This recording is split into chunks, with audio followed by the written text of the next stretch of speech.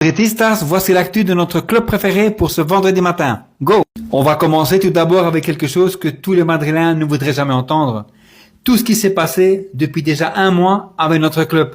Attachez vos ceintures. Finale de la Supercopa perdue. Alonso a été démis de ses fonctions. Arbeloa a été nommé. La direction s'est entretenue avec les joueurs et leur a demandé de s'améliorer. Vous y croyez, vous? Moi pas en tous les cas. Perdu contre Albacete. Arbeloa a endossé toute la responsabilité. Les joueurs ont déclaré qu'ils devaient s'améliorer. A remporté 2 matchs, défaite contre Benfica. Arbeloa a endossé toute la responsabilité. Barrage de la Ligue des Champions. C'est triste quand même pour un club comme le Real Madrid. On continue avec les mauvaises nouvelles, mais désolé les amis, il n'y a que ça pour l'instant. La colère gronde au sein du Real Madrid après ce qui s'est passé hier. Hier, ça veut dire après le match de Ligue des Champions face à Benfica. Ce n'est pas la défaite ou le fait de devoir jouer en série éliminatoire qui pose problème. La frustration vient de la mauvaise image et des performances médiocres que l'équipe a une fois de plus affichées. On est d'accord, hein? Et ça continue, lorsque Xabi Alonso a écarté Vinicius parce qu'il était pathétique, le conseil d'administration l'a critiqué parce qu'il était intouchable. Cela a été révélé. Maintenant, Arbeloa, un pion qui a été placé par eux-mêmes, le maintient sur le terrain même s'il est pathétique. Eh bien voilà, ce que vous vouliez, c'est ce que vous avez.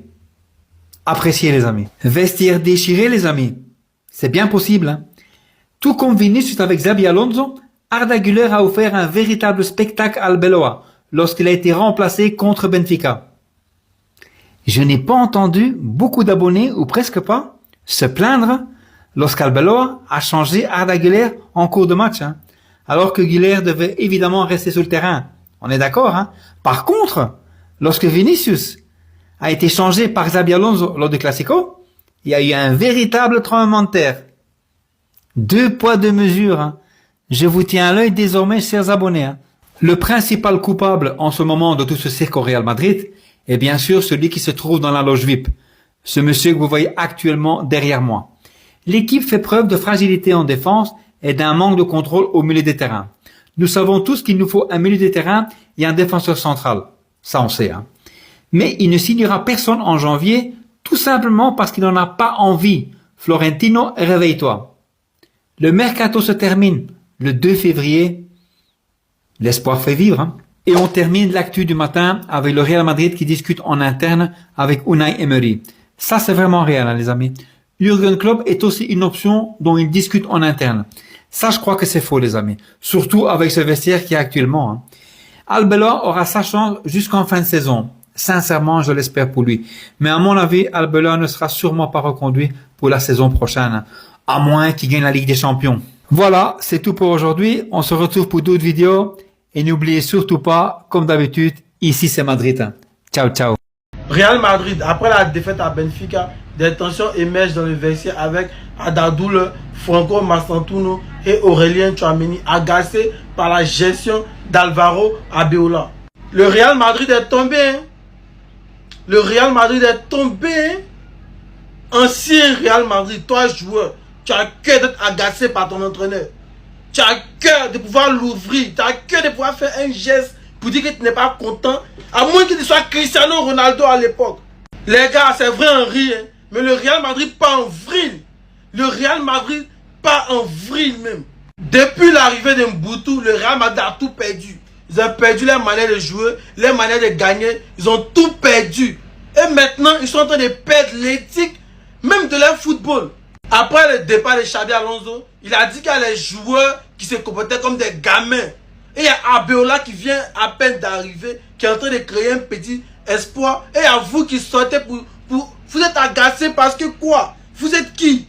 Attends, mais je comprends pas. Le plus pire dans tout ça, c'est les joueurs les plus nuls qui font les matchs de merde, qui se plaignent. Arda qui se sabote avec Bellingham. On ne sait pas qui est numéro 10, qui est numéro 8. Mastantuono qui fait que perdre la balle. Et Aurélien Tchouaméni, le match précédent face à Benfica, il a pris un carton jaune à moins de 5 minutes de jeu. Attends, vous prenez pour qui? Le Real Madrid croise Benfica en barrage. Malheureusement pour nous, le match allait à Benfica et le retour au Real Madrid. Mais malgré tout ça, je pense que Benfica a un grand coup à jouer. Je pense que José Mourinho peut créer la surprise, les gars. Voici le tableau en général. Le FC Barcelone va croiser les gagnants de Karabakh, Newcastle ou le gagnant de Paris-Monaco. On sait déjà que ça sera soit Paris, soit Newcastle. Si le Real Madrid arrive miraculeusement à se qualifier face à Benfica, ils vont devoir croiser entre Sporting et Manchester City. Mais on sait tous que ça sera Manchester City. Real Manchester City en 8e là. C'est presque un classique, on est habitué. Dans tous les cas, moi je suis content du tirage du FC Barcelone. Soit on croise les bonnes équipes maintenant dès le 8e, mais soit on s'élimine, c'est tranquille. Soit on arrive à battre les Newcastle, les PSG, mais soit on rentre à la maison. On va pas venir créer de l'espoir et après disparaître. Non, non. Les amis, fin du tirage au sort des barrages de la Ligue des Champions, les gars, on voit tout ça ensemble. Déjà, ce barrage-là, Dortmund-Atalanta, il ressemble pas à un barrage, les gars. Ce barrage a la tête d'un 8e de finale. Ensuite, on aura droit à un Olympiakos Bayer-Leverkusen, les gars. L'Atlético de Madrid va devoir se taper le club Bruges. Et moi, je vais vous le dire sincèrement, l'Atlético est peut-être en danger. Parce que ce club Bruges-là, il est assez monstrueux. Il a fait du mal au FC Barcelone, il a fait du mal à Marseille. Donc, en tout cas, les gars de l'Atlético là, surveillez bien vos arrières. On aura aussi droit à un Galatasaray Juventus et on aura droit à un Karabakh Newcastle, les gars. En tant que Parisien, je voulais qu'on nous donne Karabakh. Regardez la tête des dirigeants de Monaco lorsqu'ils ont vu qu'ils sont tombés sur le Paris Saint-Germain. Après, je dirais que c'est plus compliqué pour le Paris Saint-Germain d'affronter Monaco que d'affronter Karabakh. Mais après, comme Luis Enrique l'a dit, c'est mieux de débuter fort en 16e pour avoir du rythme. Quand Monaco on aura du rythme, c'est une équipe qui peut nous faire peur, hein, parce que récemment on a perdu à Louis II. Donc là on doit mettre en place une tactique très forte pour qu'on passe les barrages, les gars. Donc voilà le calendrier complet de cette UEFA Champions League, hein. Les barrages vont se jouer le 17 et 18, match aller. Ensuite le 24 et 25 février, match retour. On aura le tirage des 8e et quart et demi aussi qui auront lieu le 27 février. Ensuite les 8e auront lieu le 10 et 11 mars et les retours auront lieu le 17 et 18 mars. Les quarts de finale auront lieu le 7 et 8 avril aller, le 14 et 15 avril retour. Ensuite les demi-finales 28 et 29 avril aller, les retours 5 et 6 mai et la grande finale, les gars, le 30 mai à Budapest. Voici la série d'infos concernant le Real Madrid. Vous savez quoi faire, like, partage, abonnement pour ceux qui ne le sont pas encore. Selon une intelligence artificielle, le Real Madrid a désormais 5,8% de chances de remporter la Ligue des Champions cette saison. Et Rodrigo a présenté ses excuses sur Instagram par rapport au carton jaune supplémentaire qu'il a eu à écoper face au Benfica pour protestation. Il avait demandé à l'arbitre de rajouter du temps additionnel. C'était vraiment très bête de sa part. Il a compris cela et il a présenté ses excuses à tout le monde. Et Fabrizio Romano en a parlé, hein. Unai Emery fait partie des entraîneurs dont on parle en interne au Real Madrid.